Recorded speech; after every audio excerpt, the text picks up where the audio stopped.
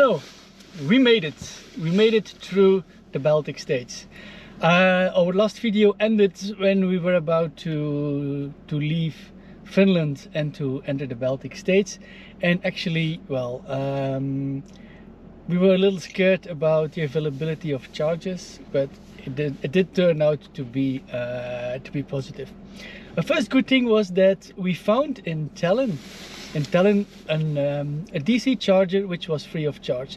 Well, actually the funny thing was that if the charger was available on different charging apps, for some of them you need to pay, and then there was one of the apps which was free of charge. So what I want to the message I want to give in this: please have a clear look on which charger you want, which charging app you use for which charging infrastructure, because there is a wide variety of prices between the different charging offerings. A second thing we noted in these Baltic states was that there are almost no AC chargers along the road. So if you want to charge overnight or for a longer stay, we simply did not find any chargers. So every charger that we could use was DC. A second remarkable thing was that if you had to look for hotels, well, there was none of the hotels available which offered AC charging overnight neither. So again, we need to rely fully on DC chargers. In Estland, the DC chargers were widely available. It was pretty easy to drive around in the country and to find actually the charging locations you need. Second country, Letland, was okay. It was as well the same as Estland. DC chargers at gas stations and available. A little less maybe, but available.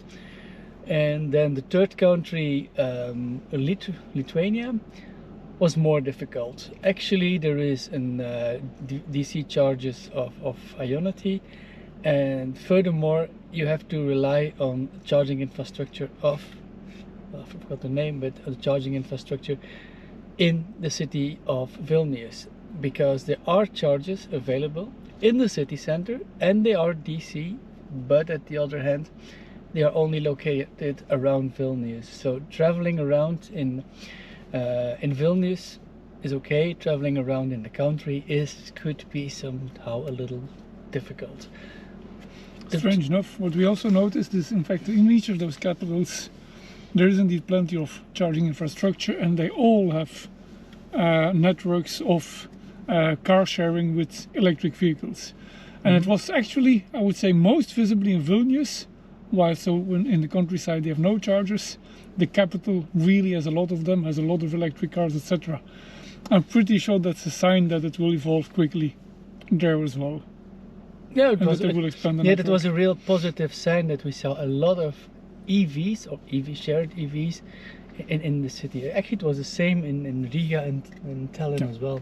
But Vilnius was most remarkable, mostly seen because there was barely no charging available on the street.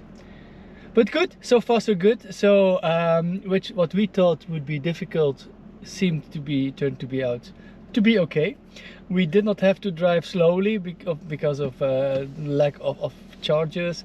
Actually, everything went well, and well, we are happy campers. We can continue to Poland, and from Poland to Germany to the finish line in Hamburg. But so far so good. So we are on time with the travel, and well, we are actually more and more excited that we did the journey with a Polestar.